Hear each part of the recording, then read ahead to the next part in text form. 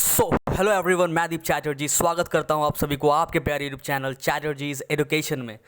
तो आज के वीडियो में हम लोग क्लास 12 फिजिक्स का लेक्चर नंबर 3 लेके आए हैं, जो कि इलेक्ट्रिक चार्जेस एंड फील्ड के कूलम्ब्स लॉ से स्टार्ट होगा। तो चलिए शुरू करते हैं कूलम्ब्स लॉ।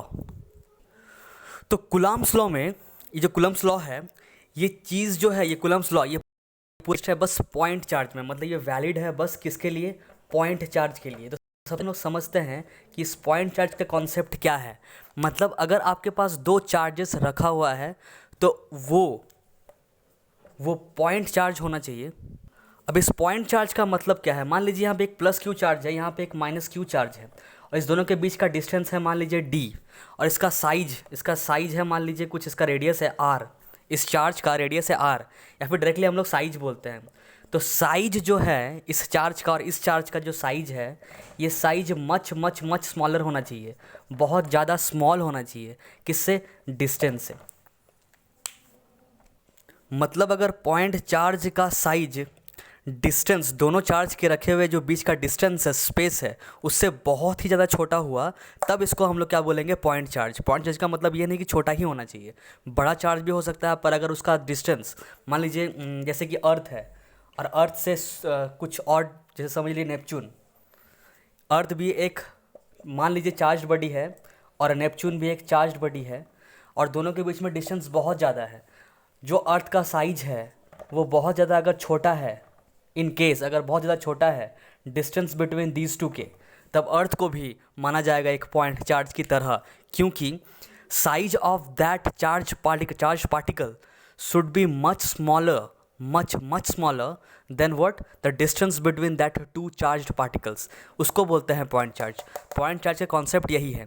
अब इलेक्ट्रॉन, दो इलेक्ट्रॉन है, बहुत छोटा छोटा इलेक्ट्रॉन है, इलेक्ट्रॉन का साइज, इलेक्ट्रॉन का साइज कम होता ही है, और डिस्टेंस उससे, उसके कंपैरिजन में, उस साइज के कंपैरिजन में बड़ा होना चाहिए। डिस्टेंस जो दोनों के बीच में है वो बड़ा होना चाहिए। इसका मतलब बहुत बड़ा होना चाहिए ऐसा भी ज़रूरत नहीं है।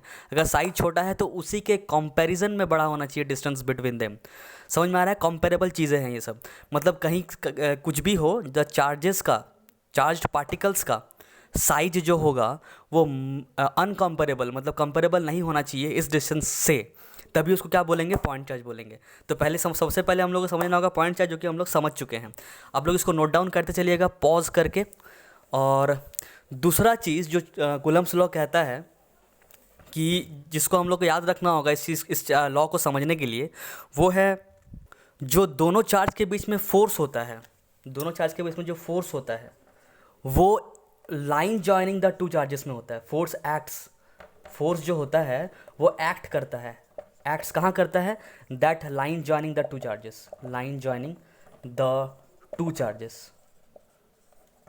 ये चीज़ एक याद रखना, ये दो कंडीशंस है कूलम्ब्स लॉ को समझने से पहले का, कि एक तो दोनों चार्जेस, जो भी चार्जेस इंटरेक्ट हो रहा है, कूलम्ब्स लॉ एक्चुअली बोलता है क्या है? इंटरेक्शन ऑफ चार्ज के बारे में, इंटरेक्शन ऑफ चार्जेस के बारे में। दो चार्जेस में क्या क्या फोर्स लग रहा है, क्या लग रहा है, रिपल्सिव फोर्स के अट्रैक्टिव फोर्स, उसके बारे में ये आइडिया देता है, नॉलेज देता है। पर उसके लिए क्या क्या कंडीशंस होना चाहिए? पहला कंडीशन कि वो दोनों का दोनों चार्ज, या तीनों का तीनों चार्ज, या फिर n नंबर ऑफ चार्ज, सब के सब क्या होना चाहिए? पॉइंट चार्जेस होना चाहिए। दूसरा चीज़ कि जो फोर्स एक्ट कर रहा है, रिपल्सिव हो चाहे अट्रैक्टिव, वो कैसा एक्ट करना चाहिए? उसी दो चार्जेस के line joining of the two charges में फोर्स एक्ट करना चाहिए। जैसे कि ये एक चार्ज है, मान लीजिए Q1, और ये एक चार्ज है Q2, ये एक चार्ज है Q2। अब ये जो चार्ज दिख रहा है, ये इस चार्ज को मान लीजिए अट्रैक्ट करेगा, दोनों नेगेटिव मतलब अपोजिट चार्जेस है, तो इसको अट्रैक्ट करेगा। तो स्ट्रेट लाइन में ऐसा नहीं करेगा, हमेशा स्ट्रेट लाइन में नहीं करेगा, इस तरफ नहीं करेगा। जो इस दोनों चार्जेस को अगर एक लाइन ड्रॉ कर देंगे तो उस लाइन के अबाउट करेगा, along the line joining the two charges. बस ये कॉन्सेप्ट दो को हम लोग को समझना है, कि दो अगर चार्ज है तो वो हमेशा स्ट्रेट लाइन में करेगा, मतलब हॉरिजॉन्टली करेगा या वर्टिकली करेगा, ऐसा ज़रूरी नहीं है। वो दो चार्जेस से एक लाइन ज्वाइन करेंगे हम लोग, और उस लाइन ज्वाइनिंग के अलोंग ही हमेशा फोर्स एक्ट करेगा। ठीक है, इसको आप लोग नोट डाउन कर लीजिए। देखते हैं कूलम्ब्स लॉ क्या कहता है, व्हाट डज इट स्टेट्स। तो अगर कोई पूछे कि कुलम्स लॉ का डेफिनेशन क्या है तो हम लोग क्या बोलेंगे, it states that the electrostatic force. देखिए एक चीज़ यहाँ पे गौर करना है कि जो चार्जेस है वो हमेशा स्टैटिक में होना चाहिए, उसमें वेलोसिटी या फिर एक्सेलरेशन नहीं होना चाहिए। कुलम्स लॉ एक चीज़, एक कंडीशन और आप लोग याद रखिएगा जो कि तीसरा कंडीशन होगा कि जो भी चार्जेस का यहाँ पे इंटरेक्शन का बात करेंगे वो चार्जेस स्टैटिक होना चाहिए, रेस्ट में होना चाहिए। तो ये किसका बारे में बात करता है, electrostatic force between two charges. तो it states that the electrostatic force of attraction और रिपल्सन, अट्रैक्शन भी हो सकता है, रिपल्सन भी हो सकता है, between any two charges is directly proportional to the product of magnitude of charges. Directly proportional है किसके, दोनों जो चार्ज इंटरैक्ट कर रहा है आपस में उन दोनों के प्रोडक्ट का, किसका प्रोडक्ट, मैग्नीट्यूड का। मतलब माइनस या प्लस साइन नहीं लेना है हम लोग को, बस मैग्नीट्यूड लेना है उसका। And inversely proportional to the square of distances between them, square of distance between them. दोनों चार्ज जो इंटरेक्शन कर रहा है उस दोनों के बीच में कितना डिस्टेंस है, उस दोनों डिस्टेंस का स्क्वायर का इन्वर्सली प्रोपोर्शनल है वो इलेक्ट्रोस्टैटिक फोर्स। ठीक है, इस चीज़ को आप लोग स्क्रीनशॉट ले लीजिए या फिर पॉज करके नोट डाउन कर लीजिए, जो है जैसा आप लोगों का मन हो। देखते हैं इस चीज़ को हम लोग मैथमेटिकली कैसे लिख सकते हैं। मैं मिटा रहा हूँ इसको, पॉज कर लिए आप लोग। ओके, अभी इस चीज़ को मैथमेटिकली कैसे लिखेंगे कि अकॉर्डिंग टू दिस स्टेटमेंट जो फोर्स है, कौन सा force, electrostatic force Fe is directly proportional to two charges, मतलब Q1 और Q2 का मॉड पे डिपेंड करता है। दो चार्जेस अगर है कुछ इस तरह से, कुछ इस तरह Q1 और Q2 अगर है, Q1 और Q2 अगर है, मैं इस चीज़ को भी मिटा दे रहा हूँ क्योंकि 4 बोतल का। तो Q1 और Q2 जो है, ये है Q1 और Q2। मान लेते हैं ये दोनों लाइक चार्जेस है, ये भी नेगेटिव चार्ज है, ये भी एक नेगेटिव चार्ज है, दोनों इलेक्ट्रॉन है मान लीजिए, ये भी इलेक्ट्रॉन है, जो भी कोई भी है, Q1 Q2 है, दोनों नेगेटिवली चार्ज है। अब इस दोनों के बीच में जो डिस्टेंस जो है वो कुछ भी है, मान लीजिए d है। अब जो Fe है, इलेक्ट्रोस्टैटिक फोर्स ऑफ अट्रैक्शन होगा कि रिपल्सन होगा, जल्दी बताइए। तो negative like charges ripple each other, तो ये रिपल करेगा, इधर ये भागेगा, इधर ये भागेगा। दिख रहा है क्या वो वाला एरो, नहीं दिख रहा है, दिख रहा है अभी। तो ये इधर भागेगा, ये इधर भागेगा, रिपल्सिव फोर्स है। तो जो भी है इलेक्ट्रोस्टैटिक तो फोर्स है, तो डायरेक्टली प्रोपोर्शनल होगा किसके, Q1 और Q2 के प्रोडक्ट का। किसके प्रोडक्ट का, मॉड का, मैग्नीट्यूड के प्रोडक्ट का। दूसरा जो ये पॉइंट था, पहला पॉइंट था, दूसरा पॉइंट क्या है इसका, दूसरा पॉइंट है inversely proportional to the square of distance between them, मतलब 1 क्या, d² होगा। ये इक्वेशन 2। अब इस दोनों इक्वेशन को हम लोग कंबाइन करेंगे तो लिखेंगे कंबाइनिंग इक्वेशन 1 और 2। ये हम नहीं लिखेंगे, आप लोग लिखिएगा कॉपी में कंबाइनिंग वाला टर्म, ठीक है, कंबाइनिंग वाला लिखिएगा, कंबाइनिंग इक्वेशन 1 और 2। क्या हम लोग कह सकते हैं कि जो F इलेक्ट्रोस्टैटिक है वो है Q1 Q2 बाई क्या, d²। अभी Q1 Q2 का मॉड हम लोग यहाँ पे Q1 Q2 का मॉड नहीं लिख रहे हैं, डायरेक्ट Q1 Q2 ही लिख रहे हैं। समझ जाइएगा कि क्या है, मैग्नीट्यूड है। जो फर्स्ट स्टेप है उसमें मैग्नीट्यूड जरूर लगा लीजिएगा, ताकि जब आप लोग रिवीजन कीजिएगा तो आप लोग को याद आ जाए कि ये मैग्नीट्यूड है, कुछ और नहीं है। साइंस नहीं लेना है यहाँ पे। साइंस मतलब वो जो आप लोग लिए हैं साइंस, कॉमर्स वाला साइंस नहीं, मतलब SIGNS, साइंस नहीं लेना है। साइंस आप लोग लिख चुके हैं, ट्रैप। तो इलेक्ट्रोस्टैटिक फोर्स जो कि है डायरेक्टली प्रोपोर्शनल किसके, Q1 Q2 बाई d² के। और हम लोग को पता है जब प्रोपोर्शनलिटी का साइन हटता है और इक्वल टू आता है तो हम लोग एक कांस्टेंट ऑफ प्रोपोर्शनलिटी देते हैं k। तो यहाँ पे हम लोग दे देंगे k, जो कि है k Q1 Q2 upon d²। अभी इस k का वैल्यू, ये हो गया हम लोग का फॉर्मूला किसका, इलेक्ट्रोस्टैटिक फोर्स का, जो कि मिलता जुलता है ग्रेविटेशनल फोर्स से। उसका भी क्वेश्चंस आता है, कुछ comparison based question of electrostatic force and gravitational force, तो उसका भी हम लोग क्वेश्चंस करेंगे। सबसे पहले देख लेते हैं ये k क्या है। तो k कांस्टेंट है तो हम लोग को पता है। तो k जो है उसका फॉर्मूला होता है, कि 1/4 पाई एप्सिलॉन। इस ई जैसे शेप को हम लोग बोलते हैं क्या, एप्सिलॉन बोलते हैं। दिख नहीं रहा है क्या, यहाँ पे लिख देता हूँ मैं, इसको बोलते हैं एप्सिलॉन, ठीक है। तो इस जैसा शेप को हम लोग क्या बोलते हैं, एप्सिलॉन। इस एप्सिलॉन का मतलब है, इस एप्सिलॉन का मतलब क्या है, इसका मतलब है परमिटिविटी। फिर से मैं यही लिख रहा हूँ यार, दिखेगा तो है नहीं, इस एप्सिलॉन का मतलब क्या है? परमिटिविटी। परमिटिविटी।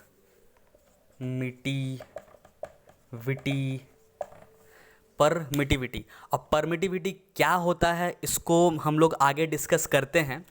सबसे पहले हम लोग देख लेते हैं इस के का वैल्यू, मतलब 1/4 पाई एप्सिलॉन जो है ये डिपेंड करता है मटेरियल पे, नेचर ऑफ मटेरियल पे। मतलब कौन सा मटेरियल जो दोनों चार्जेस के बीच में रखा हुआ है। मतलब यहाँ पे कुछ भी होगा ना, यहाँ पे या तो एयर होगा, या तो वैक्यूम होगा, या तो पानी होगा, तेल होगा, ऑयल होगा, केरोसिन होगा, कुछ भी हो सकता है। ओ सॉरी, यहाँ पे कुछ भी हो सकता है। तो कुछ भी यहाँ पे इस दोनों चार्जेस के बीच में जो भी मटेरियल रखा हो उस मटेरियल पे डिपेंड करता है ये के। और जैसा भी मटेरियल रहेगा उसके हिसाब से ये फोर्स भी चेंज होते जाएगा। मतलब ये फोर्स Q1 Q2 और D स्क्वायर के अलावा इस मटेरियल, इस मीडियम पे भी डिपेंड करता है। तो ये मीडियम का वैल्यू कौन देता है? ये परमिटिविटी, मतलब के का वैल्यू। तो के एक्चुअली अगर यहाँ पे वैक्यूम हुआ, कुछ भी की जगह अगर यहाँ पे वैक्यूम हुआ, वैक्यूम, ये स्पेलिंग होता है VACWM, ठीक है। वैक्यूम यहाँ सर्च कर लीजिए आप लोग, यही होता है वैक्यूम। अगर वैक्यूम हुआ या फिर एयर हुआ, इस चैप्टर के लिए वैक्यूम एयर सेम है, ठीक है। मतलब कुछ नहीं है, मतलब हम लोग बोलेंगे वैक्यूम या तो एयर। तो अगर वैक्यूम है या एयर है तो इस पूरे का वैल्यू यहाँ पे हम लोग ले लेते हैं कितना। मैं इसको मिटाऊँ क्या? ऊपर वाले को मिटाऊँ? आप लोग स्क्रीनशॉट ले लीजिए या फिर पॉज करके नोट डाउन कर लीजिए। मैं कुछ चीज़ें यहाँ पे लिख लूँगा ताकि आप लोग को सही रहे। तो यहाँ पे आप लिख लीजिए के इक्वल टू क्या होता है, दिख रहा है? के इक्वल टू होता है 1/4 पाई एप्सिलॉन। यहाँ पे एप्सिलॉन क्या है? एप्सिलॉन है परमिटिविटी, परमिटिविटी ऑफ मीडियम। जो भी मीडियम है, medium between what? Medium between the two charges. अगर ये मीडियम एयर या फिर वैक्यूम हो तब इस एप्सिलॉन को हम लोग क्या बोलते हैं? एप्सिलॉन नॉट बोलते हैं। एप्सिलॉन के नीचे लगा देते हैं एक ज़ीरो, तो एप्सिलॉन नॉट बोलते हैं इसको। मतलब परमिटिविटी ऑफ मीडियम, जो मीडियम है यहाँ पे कुछ भी मीडियम रहे तो हम लोग बोलेंगे एप्सिलॉन। पर अगर ये मीडियम एयर या फिर वैक्यूम रहे तो उसी एप्सिलॉन को क्या बोलते हैं? Epsilon not. तो इसका फॉर्मूला क्या बन जाएगा फिर? इसका फॉर्मूला बन जाएगा FE इक्वल्स टू के की जगह पे क्या लिखेंगे? 1/4 पाई एप्सिलॉन नॉट। क्यों? कि जब एयर है तब हम लोग एयर का बात कर रहे हैं अभी फ़िलहाल के लिए। अगले दूसरा मीडियम का भी बात हम लोग करेंगे ज़रूर से ज़रूर। तो 1/4 pi epsilon not Q1 Q2 upon D square, ठीक है। अब इस एप्सिलॉन नॉट का जो वैल्यू होता है, मतलब परमिटिविटी ऑफ एयर का जो वैल्यू होता है वो होता है कितना? 8.854 इंटू 10⁻⁻12। 8.854 इंटू 10⁻⁻12। इसका यूनिट क्या हो जाएगा? कूलम स्क्वायर पर न्यूटन मीटर स्क्वायर। तो एप्सिलॉन नॉट मतलब परमिटिविटी ऑफ एयर या वैक्यूम का जो मतलब जो वैल्यू होता है वो क्या होता है? 8.854 इंटू 10⁻⁻12 कूलम स्क्वायर पर न्यूटन मीटर स्क्वायर। अभी हर एक मीडियम का ये जो एप्सिलॉन का वैल्यू होता है वो अलग अलग होता है। तो के का भी वैल्यू अलग अलग होगा क्योंकि यहाँ पे तो चेंज होगा ना वैल्यू। पाई का वैल्यू तो कांस्टेंट है, इसका वैल्यू मीडियम के हिसाब से चेंज होता है, तो के का वैल्यू भी मीडियम के हिसाब से चेंज होता है। पर अगर एप्सिलॉन नॉट मतलब एयर लिए, मीडियम अगर क्या लिए, ध्यान से सुन रहे हैं आप लोग, मीडियम अगर एयर लिए या तो वैक्यूम लिए तो एप्सिलॉन नॉट का वैल्यू ये पुट करेंगे, मतलब एप्सिलॉन के जगह पे ये वैल्यू पुट करेंगे। और अगर ये वैल्यू पुट करेंगे तो के का वैल्यू आप लोग अगर सॉल्व कीजिएगा तो कुछ ऐसा आएगा। कैसा आएगा? इसको आप लोग लिख लीजिएगा कि मीडियम अगर एयर रहे, जो भी यहाँ पे लिखे थे आप लोग पॉज करके नोट डाउन कर लीजिएगा। तो के इक्वल्स टू अगर 1/4 पाई एप्सिलॉन नॉट हो, इफ़ मीडियम क्या हो? एयर या वैक्यूम, तो हो जाएगा 1/4 इंटू 3.14 इंटू जो भी है यहाँ पे 8.854 इंटू 10⁻⁻12। इसको आप लोग सॉल्व कीजिएगा तो कितना आएगा? के का value 9 into 10⁻⁹ newton metre square पर coulomb square. Newton metre square पर coulomb square, 9 into 10⁻⁹ newton metre square पर कूलम स्क्वायर। एक बार इसको जल्दी से नोट डाउन कर लीजिए। अगर कंफ्यूज हुए होंगे तो एक चीज़ हम लोग बताएंगे, पहले नोट डाउन कर लीजिए। इसको कर लिए? नोट डाउन हो गया? कंफ्यूज अगर हुए हैं थोड़ा सा भी तो रुक जाइए, अभी मैं सब डाउट क्लियर करूँगा। मैं मिटा रहा हूँ इस चीज़ को। खाली अभी के लिए आप लोग क्या कीजिए, इस के का वैल्यू याद रखिए, जो कि कितना है 9 इंटू 10⁹ न्यूटन मीटर स्क्वायर पर कूलम स्क्वायर। और अभी के लिए बस अभी के लिए इस फोर्स का, इलेक्ट्रोस्टैटिक फोर्स का फॉर्मूला क्या रहेगा, के Q1 Q2 by D square, जहाँ पे के का वैल्यू क्या है 9 इंटू 10⁹ न्यूटन मीटर स्क्वायर पर कूलम स्क्वायर। अभी जो मीडियम और एयर और वैक्यूम और परमिटिविटी सब एप्सिलॉन जो भी था अभी के लिए डिलीट, ठीक है। अभी हम लोग को बस फोकस किस में करना है कि जो इलेक्ट्रोस्टैटिक फोर्स है between any two charges is equals to what, K Q1 Q2 by D square, जहाँ पे के का वैल्यू कितना होता है ये। और मीडियम हमेशा क्या रहेगा, for which medium, for air और वैक्यूम। मान लेते हैं कि दूसरा कोई मीडियम है ही नहीं, होता ही नहीं है, ठीक है। अभी इस पर हम लोग कुछ क्वेश्चंस कर लेंगे पहले, और इस परमिटिविटी का जो टॉपिक है उसको हम लोग अलग से डील करेंगे, अच्छे से समझेंगे, सेपरेटली, डेडिकेटेडली। चलिए कुछ सॉल्व करते हैं क्वेश्चंस, उसके बाद हम लोग वेक्टर फॉर्म देखेंगे कूलम्स लॉ का ही। तो मैं इसको मिटाऊँ, इतना चीज़ आप लोग को याद रहेगा, समझ में आया, कन्फ्यूज़न दूर हुआ, ठीक। तो ये रहा आप लोग का फर्स्ट क्वेश्चन, जो कि आप लोग को पॉज करके कम से कम 15 से 20 मिनट ट्राई करना है, और मैं उम्मीद करता हूँ उससे पहले ही आप लोग का बन जाएगा। मैं तो तुरंत ही बताऊंगा, आप लोग पॉज कीजिए, पहले क्वेश्चन को समझ लीजिए कि what is the percentage change in electrostatic force F between any to similar charges. दो सिमिलर चार्जेस है, या तो प्लस प्लस हो सकता है, तो माइनस माइनस हो सकता है, उसका मैग्नीट्यूड भी क्या है, सेम है, मैग्नीट्यूड भी सेम है, मैग्नीट्यूड प्लस उसका साइन सेम है। टू सिमिलर चार्जेस का मतलब साइन प्लस मैग्नीट्यूड दोनों सेम है। अब उन लोगों के बीच में कुछ डिस्टेंस रहा होगा, नहीं पता हम लोग को, डी आर के बी एक्स सी कुछ भी मान लेंगे हम लोग, ठीक है।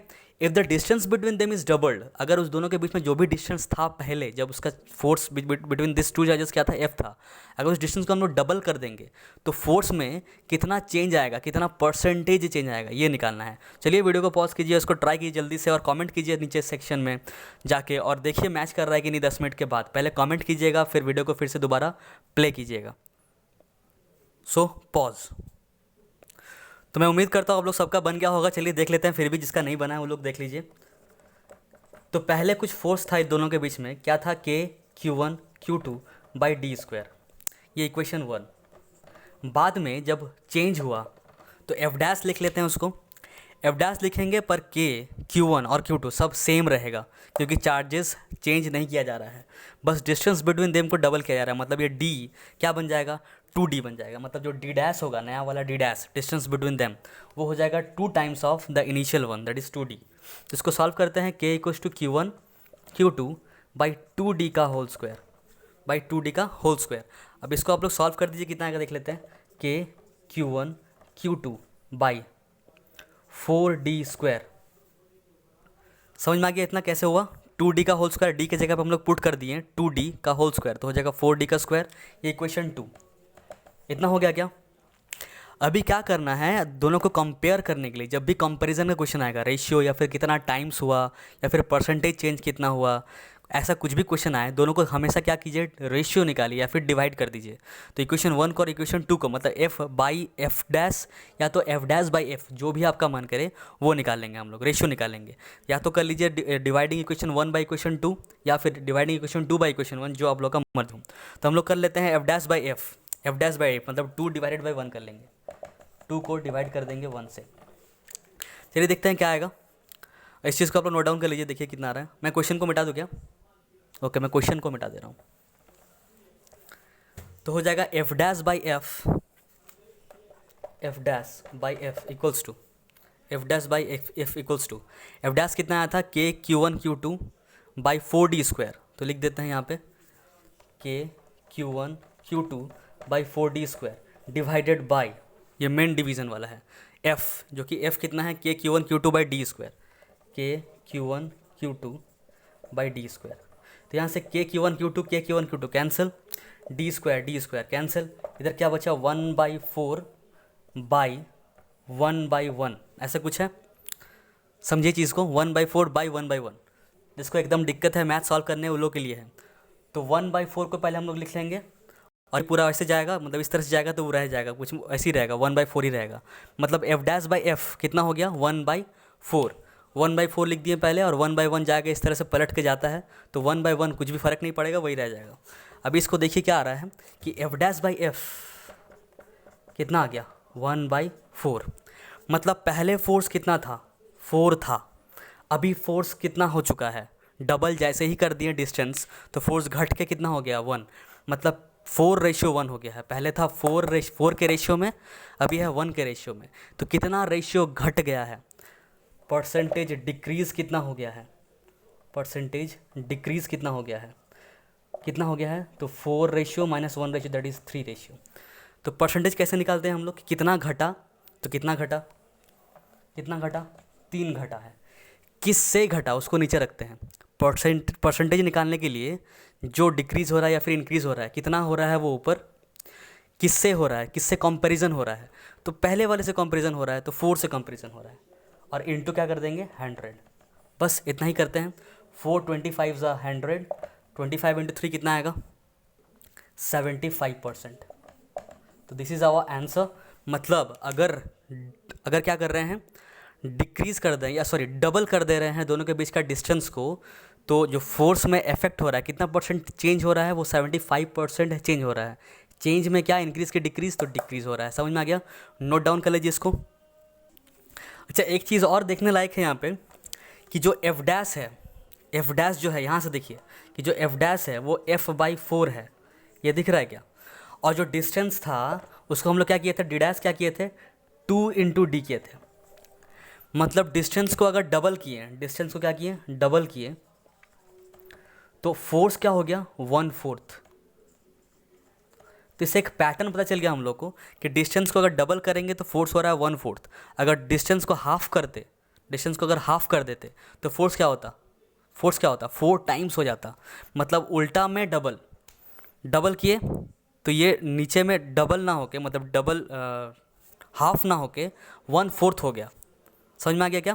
मतलब इन्वर्स स्क्वायर लो बोलते हैं इसको, इसलिए क्या बोलते हैं, जो f है वो 1/r² के प्रोपोर्शनल में है, और इसी को हम लोग क्या बोलते हैं, inverse square law.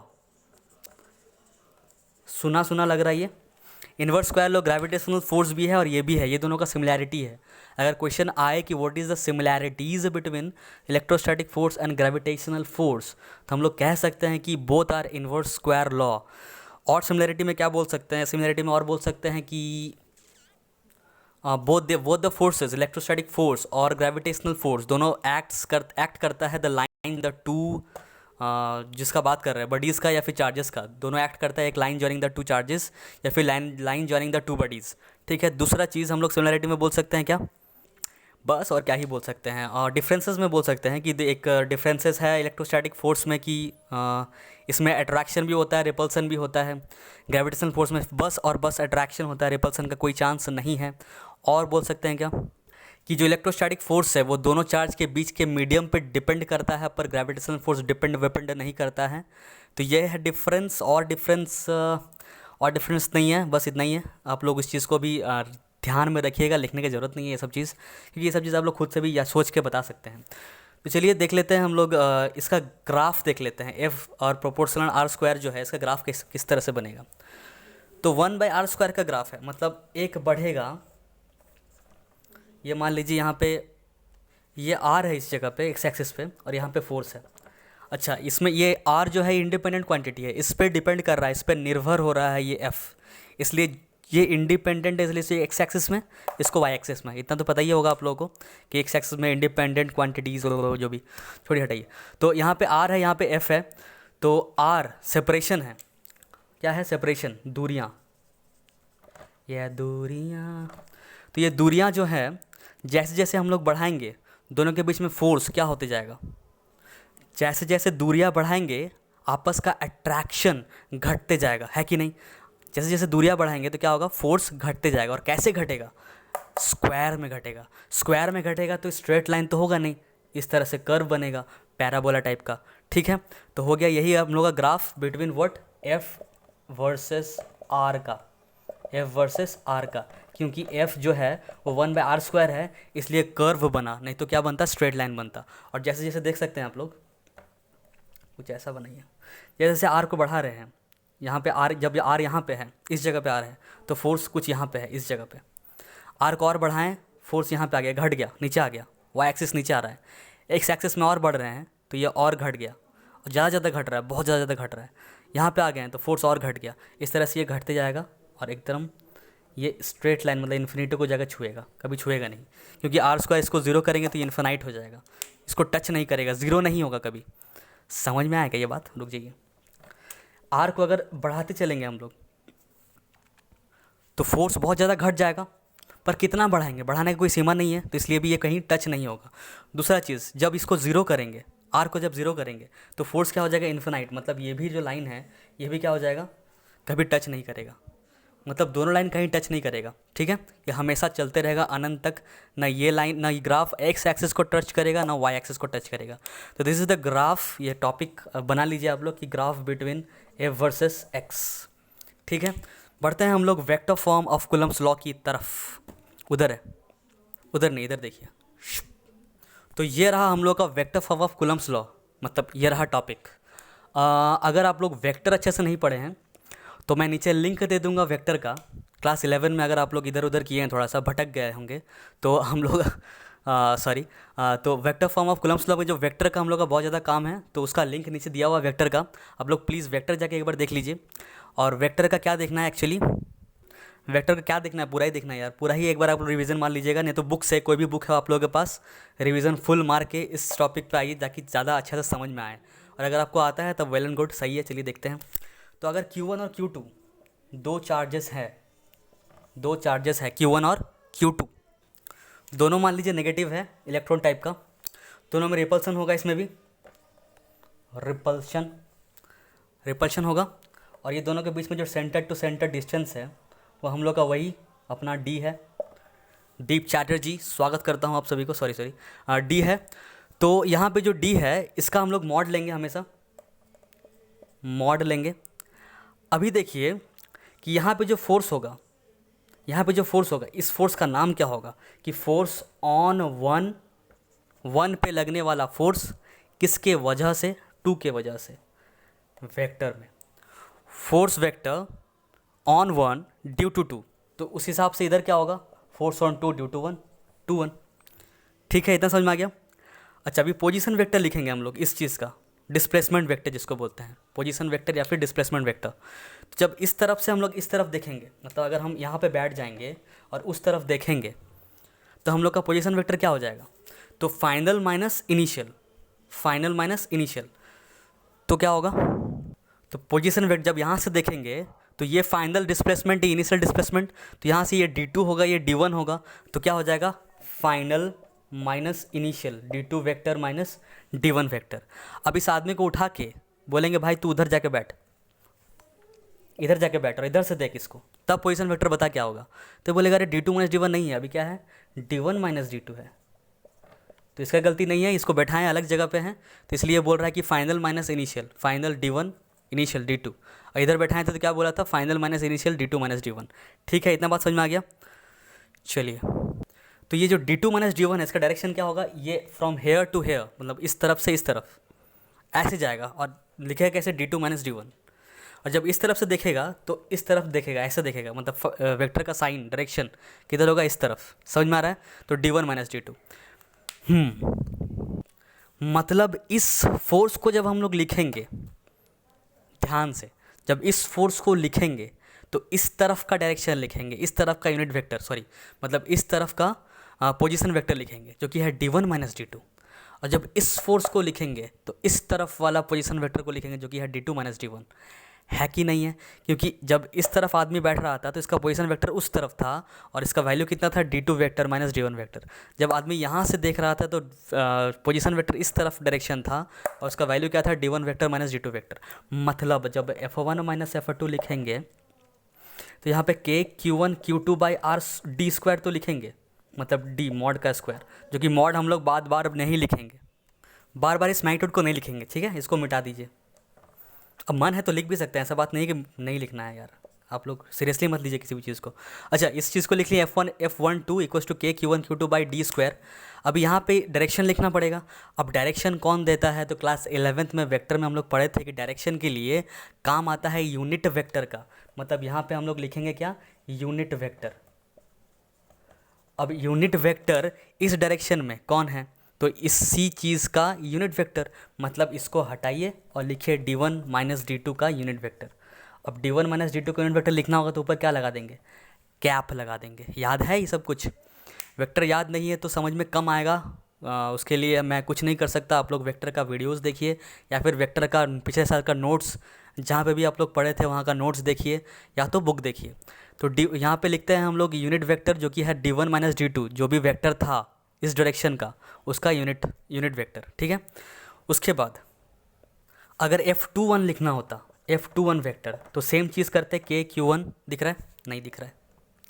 KQ1 Q2 upon D square, और F21 तो 2 से 1 जा रहा है यहाँ इस डायरेक्शन में, तो इस डायरेक्शन में कौन है, d2 vector minus d1 vector, तो इसका यूनिट वेक्टर मतलब d2 माइनस d1 का यूनिट वेक्टर, मतलब कैप लगाना है। तो ये आ गया हम लोगों का वेक्टर फॉर्म। अब इसको कैसे बुक में लिखता है वो देखते हैं। आप लोग यहाँ तक भी लिखेगा चलेगा, पर एग्ज़ाम वाला एग्जामिनर नहीं मानेगा क्योंकि वो बुक देख के बैठा हुआ है, तो वो तो बुक वाला ही फॉलो करेगा और आप लोग को भी वही करना है। चलिए देखते हैं कैसे करेंगे। पर ये बेस्ट मेथड है लिखने का, क्योंकि यहाँ पे इन्वर्स स्क्वायर लॉ सेटिस्फाई होता है, यहाँ पे स्क्वायर होना चाहिए, पर बुक में इस चीज़ को क्यूब कर देता है, इस यूनिट वेक्टर को हटा देता है। तो इसको जानने के लिए आप लोग एक चीज़ और जानना पड़ेगा कि यूनिट वेक्टर जो होता है वो होता है vector by magnitude of that vector. Unit vector is equals to magnitude that vector divided by magnitude of that vector. ठीक है, तो इसका भी क्या होगा, d1 माइनस d2 का unit vector is equals to d1 vector minus d2 vector divided by d1 minus d2 का mod. ठीक है, मैं इसको मिटा रहा हूँ, मैं इस चीज़ को मिटा रहा हूँ। मैं इसे एक का खाली एग्जांपल लेके करता हूँ, F21 आप लोग खुद से कीजिएगा, F12 का मैं करता हूँ। तो F12 यहाँ से क्या हो जाएगा वो देखिए, F12 वेक्टर इक्वल्स टू हो जाएगा KQ1 Q2 by D square. ठीक है, और यहाँ पे है यूनिट वेक्टर, मतलब इसी चीज़ का वेक्टर लेंगे फुल, मतलब d1 vector minus d2 vector और डिवाइडेड बाय इसी चीज़ का मॉड, d1 माइनस d2 का मॉड। अच्छा, एक चीज़ यहाँ से देखिए कि अगर इस पोजीशन वेक्टर का मॉड लिया जाए तो वो d के ही इक्वल होगा, है कि नहीं? अगर इस d1 माइनस d2 का मॉड लिया जाए जो कि ये वेक्टर है, उसका भी मैग्नीट्यूड होगा, तो यही चीज़ होगा जो कि d ऑलरेडी है, मतलब d1 माइनस d2 का मैग्नीट्यूड d2 माइनस d1 का मैग्नीट्यूड वो d के ही बराबर है। समझ में नहीं आया? फिर से बताइए कि d1 माइनस d2 का मैग्नीट्यूड जो है, इस वेक्टर का मैग्नीट्यूड जो कि यहाँ से यहाँ तक है, d1 माइनस d2 इस वेक्टर का मैग्नीट्यूड यहाँ से यहाँ तक है, और इतना का मैग्नीट्यूड है कितना, d का मैग्नीट्यूड, मतलब d1 माइनस d2 का मैग्नीट्यूड क्या है, d का मैग्नीट्यूड, और ये भी इक्वल है किसके साथ, d2 माइनस d1 के साथ, मतलब तीनों का मैग्नीट्यूड सेम है। मतलब यहाँ पे जो d1 माइनस d2 लिखा हुआ है ये एक्चुअली है क्या, ये एक्चुअली d ही है, ये एक्चुअली क्या है, d स्क्वायर है, सॉरी d है, मतलब सिर्फ d है, तो d क्यूब हो जाएगा कि नहीं यहाँ से। तो इस चीज़ को मैं मिटा रहा हूँ, एक बार फिर आप लोग स्क्रीनशॉट ले लीजिए या फिर पॉज करके नोट डाउन कर लीजिए। तो मैं यहाँ से लिख दूंगा क्या कि F12 vector equals to what, KQ1 Q2 by D square. यहाँ पे हो जाएगा d1 माइनस d2 का vector, d1 vector minus d2 vector, और d1 माइनस d2 क्या है, मैग्नीट्यूड ऑफ d ओनली। तो मैग्नीट्यूड ऑफ d मतलब सिर्फ d लिख देंगे हम लोग तो काम चल जाएगा। तो यहाँ से हम लोग को मिल जाएगा क्या, F12 vector equals to KQ1 Q2 by D cube, D square into D, D cube, और यहाँ पे d1 vector minus d2 vector. देखिए यहाँ पे क्यूब हो गया, तो इसका मतलब ये नहीं कि इन्वर्स स्क्वायर लॉ नहीं रहा, क्योंकि इसको हम लोग फिर से हटाएंगे यहाँ से, तो a unit vector into mod आएगा, तो ये फिर से क्यूब हट जाएगा। समझ में आया क्या? चलिए ठीक है, तो इतना ही था हम लोग का वेक्टर फॉर्म, यही है वेक्टर फॉर्म, वेक्टर फॉर्म यही है, vector form of Coulomb's law यही है। यहीं तक आप लोगों को लाना है। अगर क्वेश्चन में आया कि derive the vector form of Coulomb's law, तो आप लोग को यहीं तक उसको करके दिखाना है। और ये एग्ज़ाम में बहुत ज़्यादा आता है, इंपॉर्टेंट है, बोर्ड्स में बहुत ज़्यादा इंपॉर्टेंट है, ये आता ही आता है। तो देख लेते हैं हम लोग उसके बाद। Limitations of Coulomb's law, Coulomb's law का क्या क्या लिमिटेशंस है वो देख लेते हैं। आप लोग इसको स्क्रीनशॉट ले लीजिए या फिर पॉज करके नोट डाउन कर लीजिए। मेरा रिकमेंडेशन सजेशन रहेगा कि पॉज करके नोट डाउन कर लीजिए। ठीक है, मैं मिटाऊँ इसको। ठीक,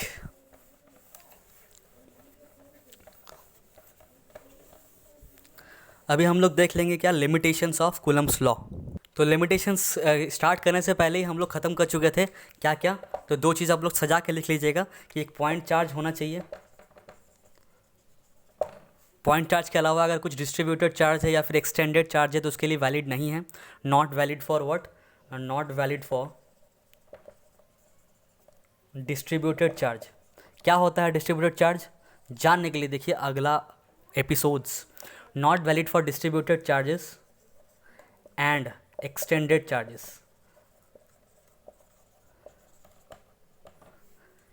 दूसरा लिमिटेशन इसका है जो कि हम लोग फिर से जान चुके हैं, जो कि है कि ये रेस्ट, अगर चार्जेस रेस्ट में है तभी काम चलेगा, अगर मोशन में है तो वैलिड नहीं है। ठीक है, तो इतना ही है लिमिटेशंस, बस इससे अलावा कुछ और है नहीं। तो चलिए देखते हैं हम लोग का नेक्स्ट टॉपिक जो कि है प्रिंसिपल ऑफ सुपरपोजिशन, जिससे बहुत ही ज़्यादा बोर्ड्स में क्वेश्चन पूछा जाता है, न्यूमेरिकल्स पूछा जाता है। तो अगर न्यूमेरिकल्स बनाना है बोर्ड का एक न्यूमेरिकल श्योर शॉट आपको कर लेना है तो इसके बाद वाला टॉपिक ज़रूर देखिए, और उसका कुछ न्यूमेरिकल्स हम लोग करेंगे इसी वीडियोज़ में, तो एंड तक बने रहिए मेरे साथ। ठीक है, तो चलिए इसको मैं मिटा रहा हूँ।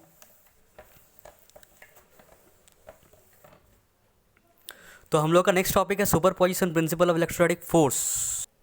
तो जो कूलम्स लॉ था वो कह रहा था कि अगर दो चार्जेस है आप लोगों के पास, तब उस दोनों में कितना फोर्स लगेगा, मतलब इस चार्ज को कितना फोर्स लगेगा, 2 पे कितना फोर्स लगेगा 1 के द्वारा, या फिर 1 में कितना फोर्स लगेगा 2 के वजह से। मतलब अगर इंटरेक्शन हो रहा था चार्जेस का तो बस दो चार्जेस का हो रहा था, किसके केस में, कूलम्स लॉ के केस में। कूलम्स लॉ में यही सीखे थे हम लोग कि दो चार्जेस का इंटरेक्शन बस सीखे थे। पर अगर दो से ज़्यादा चार्जेस है तो मान लीजिए कुछ इस तरह से एक एग्जांपल लेते हैं।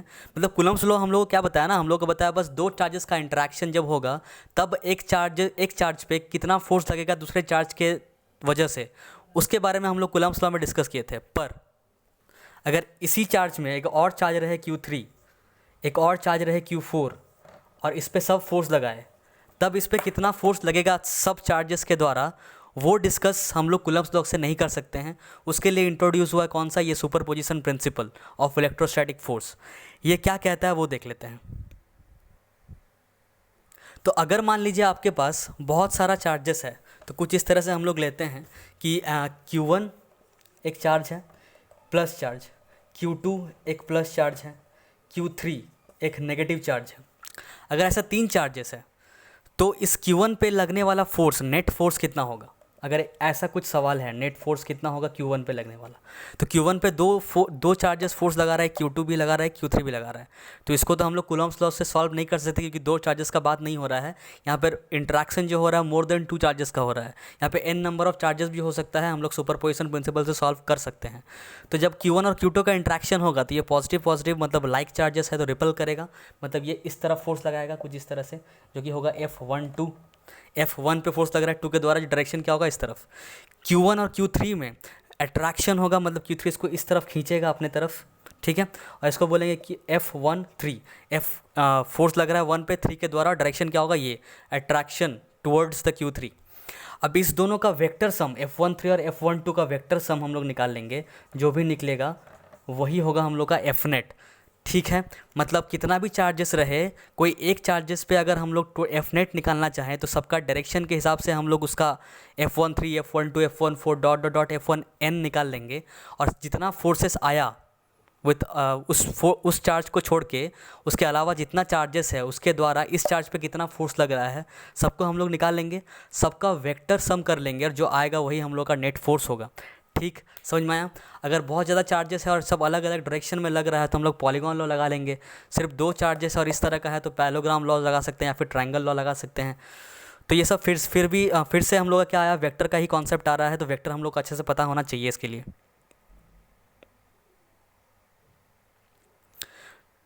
तो सबसे पहले देखते हैं हम लोग किस तरह सॉल्व करेंगे। तो इसका पहले डेफिनेशन हम लोग देख लेते हैं। डेफिनेशन क्या है,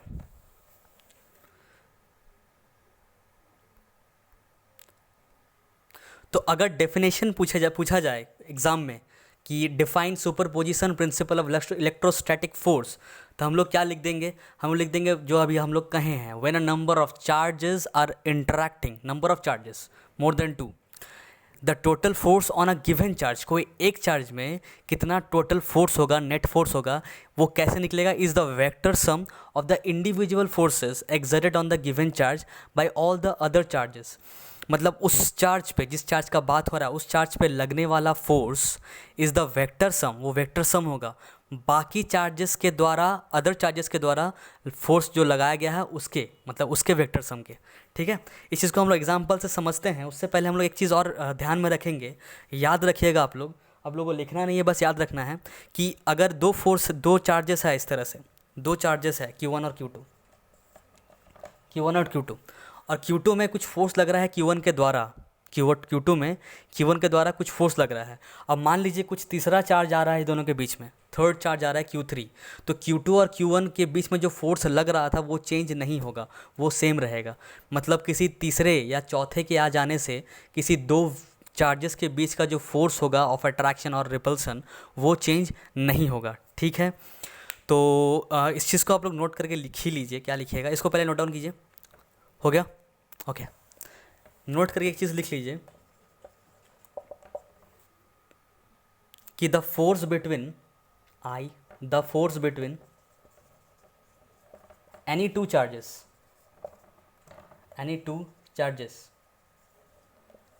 does not affect नहीं होगा, is not affected by any other charges. ठीक है, बाय एनी तीसरा चार्ज, चौथा चार्ज, या फिर एनी अदर चार्जेस। तो जो दो चार्जेस के बीच में जो फोर्स है, अट्रैक्शन या फिर रिपल्सिव फोर्स, वो किसी तीसरे या चौथे या फिर किसी अगले या फिर कोई बहुत सारे चार्जेस आ जाते हैं, तो उस दोनों के बीच में जो अट्रैक्शन है या फिर रिपल्शन है वो चेंज नहीं होगा, तो मतलब क्या है यहाँ पे, इस चीज़ को भी नोट डाउन कर लीजिए आप लोग, नोट को भी।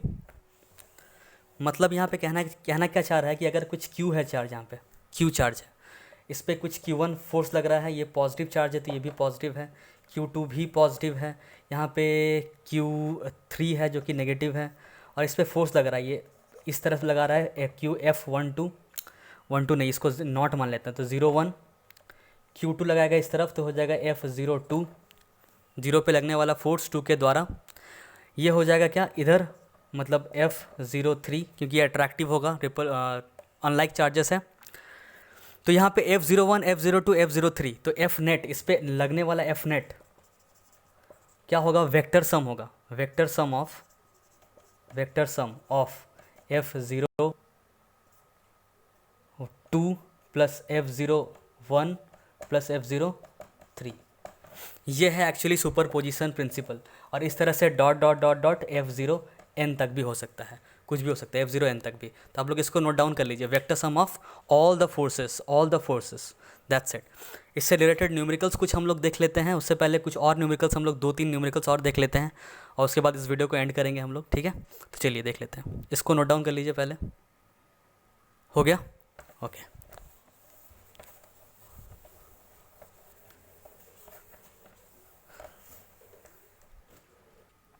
तो ये रहा क्वेश्चन जो कि सुपरपोजिशन प्रिंसिपल से रिलेटेड है, जो कि है consider the charges Q and -Q placed at the vertices of an equilateral triangle as Son.